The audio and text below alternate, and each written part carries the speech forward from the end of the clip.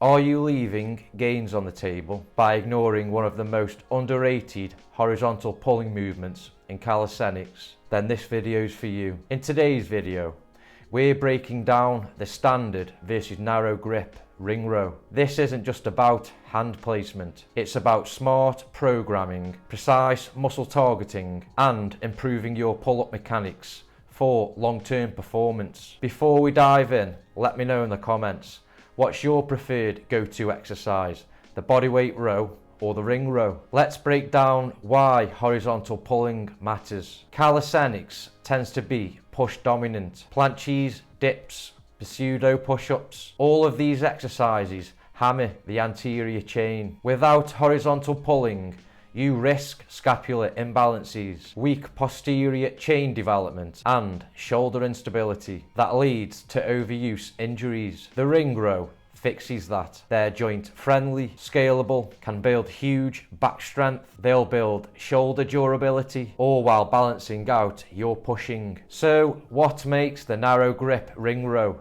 so unique? Bringing the rings closer and tucking the elbows puts your shoulders in a tougher position, which is exactly why this exercise is so effective. It targets the scapular stabilizers like the serratus anterior and lower traps, boosts forearm engagement for your grip and pulling endurance, which is key for clean chin-ups, and this exercise activates the core and rotator cuff muscles thanks to the ring's instability. Plus the rings let your hands move past your torso for more range of motion and a better, stronger peak contraction, something that can't be achieved on a fixed bar. Now let's discuss why the standard grip still matters. The standard ring row, hands shoulder width apart, slight elbow flare, builds postural strength, upper back thickness, and a more controlled scapular retraction. It also opens the shoulders and targets the rhomboids, middle trapezius, and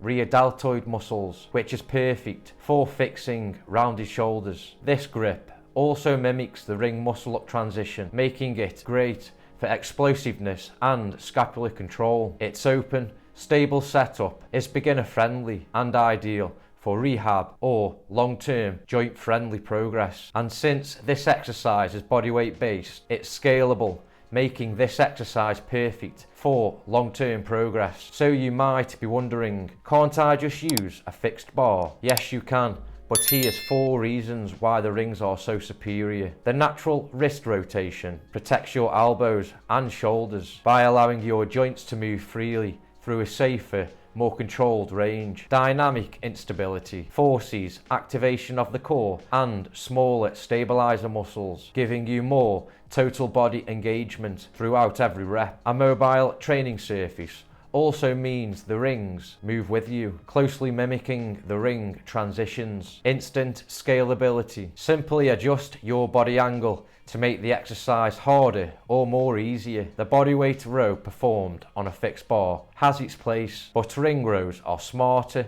safer, and far more adaptable. So now that we've discussed both, which grip should you use? It comes down to your goal and preference, but the best approach is to use both. The narrow grip, prioritize this if you're building up to chin-ups or the ring muscle up. The standard grip, use this for postural correction, scapular strength, and in general, upper back hypertrophy. So swap between both grip variations in your workout or rotate them between different training blocks so you can keep progressing without hitting a plateau. The ring row isn't just a regression of the pull-up, it's a fundamental movement that builds strength, balance, and joint resilience. One gives you more range and control, the other gives you posture, power, and a better pull. So if you decide to master both, you'll develop a more complete, injury-resistant upper body. So if you found this video valuable, please give it a thumbs up,